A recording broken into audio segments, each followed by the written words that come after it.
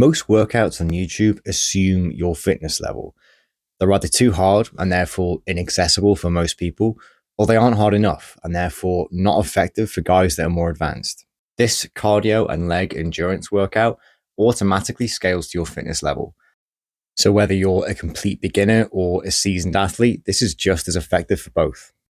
Now, this is going to be for guys that want to train at home, keep things simple, and improve their real world fitness without depending on a gym. So this is what I call the squat breath pyramid. It's really simple, but it's not easy. You do an ascending ladder of squats, 2, 4, 6, etc. And your rest is dictated by counting your breaths, 1, 2, 3, etc.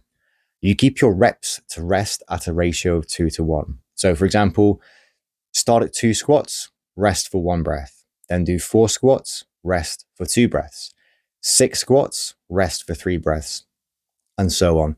You keep going, increasing the reps by 2 and the breaths by 1 each set until you either can't catch your breath or your squat form breaks down. Make a note of your score and then go back down the ladder again, all the way back down to 2 reps. The nice thing about this workout is it's just as hard for a complete beginner as it is for a seasoned athlete. The only difference is how high up the pyramid you climb before you come back down again. Now, this is not a strength workout. Heavy weights have their place, and lifting heavy is something that I think we should all do. But this is training a different and often overlooked aspect of fitness: cardiovascular fitness, muscular endurance, and fatigue resistance in the legs. So often leg training is focused on heavy weights and very few reps, and that absolutely works for building strength. But let's not forget that we spend our entire lives on our legs, so surely it makes sense to train to develop some endurance as well. Now, will you build muscle by doing this? Metabolic stress, so that burning sensation in your legs, has been shown to increase muscle mass, and even high rep sets of 30 reps or more can build muscle if those sets are taken close to failure. So yes, some, but it's really more of a side effect than the main focus of this. What we're trying to build here is a set of legs and lungs that carry over to real life. This is also a great low impact alternative to running. So on those days where you aren't able to run, either because your knees are a little bit creaky and you don't want the repeated impact of running, or in my case, because I'm filming this in January and the roads are way too icy to run on, I'm doing this instead.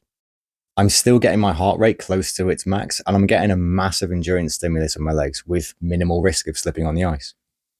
And for those of you that can't yet do a full depth squat, that's fine. You have options. You could either use a chair or a box to control the depth, or you could elevate your heels, making it easier to get to full depth.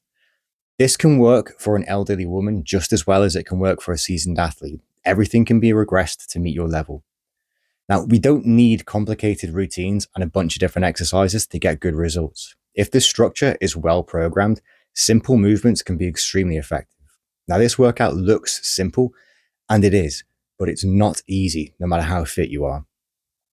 As for how often you might want to do this, I would suggest just once a week as a dedicated cardio and endurance session, as well as full body resistance training 3 to 5 times a week. Now, remember, this is a simple workout, but there are rules. Rule number 1, good reps only. That means full depth unless you're using a regression. Rule number 2, constant tension reps. That means no resting at the top between reps. When your legs really start to burn, you're naturally going to want to lock your knees out at the top. Don't. Even if it's just for a second, that is a resting position. We're trying to build endurance in the legs by keeping tension on them the entire set. When you get to that point where you need to take a break, that's fine. You've reached your limit. Now just make a note of that and start making your way back down the pyramid. That's the score you try and beat next time. Rule 3, controlled tempo. Don't rush these reps. Dropping fast removes the eccentric load, and bouncing up from the bottom uses momentum. We want control on the way down and control on the way up. Rule number 4, breath controlled rest. 2 squats equals 1 breath. 4 squats equals 2 breaths. 6 squats equals 3 breaths. Keep this honest. You'll be surprised how quick this workout catches up to you, but don't be tempted to cut corners to get a better score. Remember, we're only in competition with ourselves, so if you cheat, you're only cheating your future self. This may humble you, and that is a good thing. There's no ego here. You're not competing with anyone else. You're just trying to do your best and improve at your own pace. Anyway, that's all from me. I'm interested to see what you think of this one. Feel free to let me know how you got on in the comments, and I'll see you next time.